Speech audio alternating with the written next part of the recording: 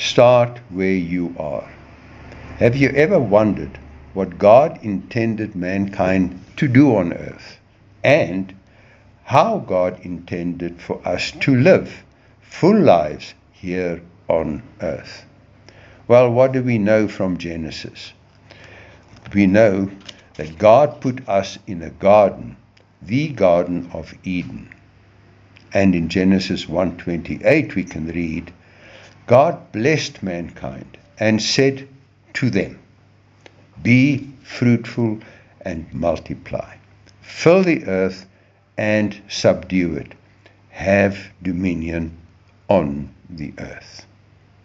Safe to say, we all know that scripture. However, why did God say that? Why did God do that?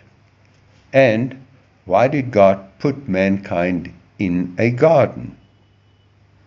Well, firstly, because a garden is a place where you plant seed, where life begins, and where things grow.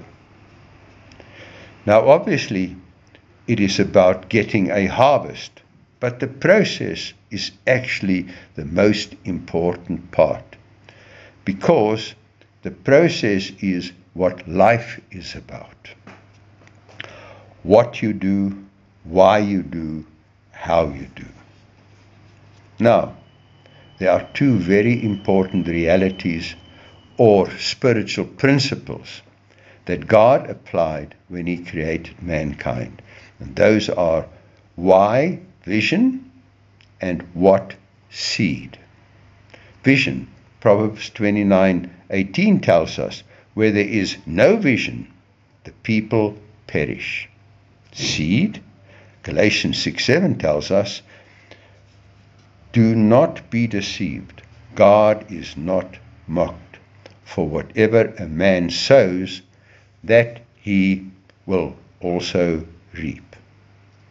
So, God put mankind in a garden, and God gave mankind instructions on how to live in the fullness of His image and likeness in which He created us, saying to us, be fruitful and multiply, fill the earth and subdue it, have dominion on the earth. Great, but what was God's vision or plan? God created us in His image and likeness with the obvious intention that we were to live and express His character. Now, how will we know what His character is and how to express His character? Well, God explained that with His very first words to mankind. Be fruitful. The question now is, what does it mean to be fruitful? So, let's look at a fruit tree. What does a fruit tree do? A fruit tree does not live for itself, and it does not depend on others, but it draws from where it's been planted and depends on who planted it. It is for that reason that God told mankind to eat as much as they wanted and as much as they needed from the tree of life.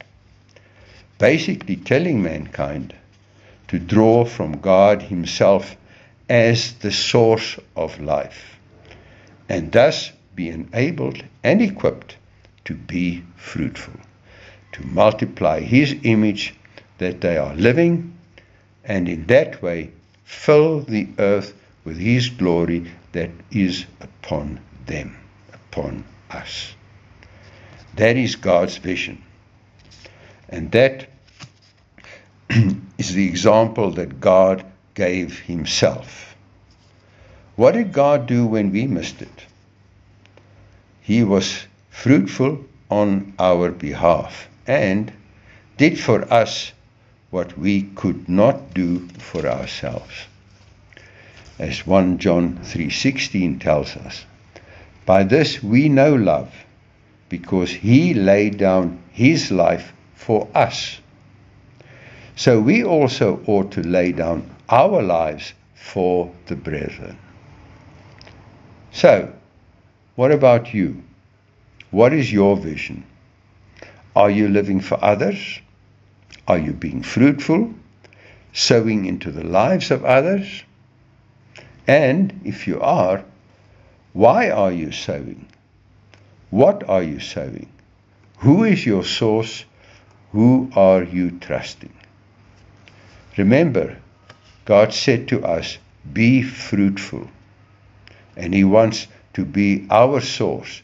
Therefore, as the Apostle Paul encouraged us in Galatians 6:9, let us not grow weary while doing good. For in due season we shall reap if we do not lose heart. Therefore, as we have opportunity, let us do good to all, especially to those who are of the household of faith. Amen.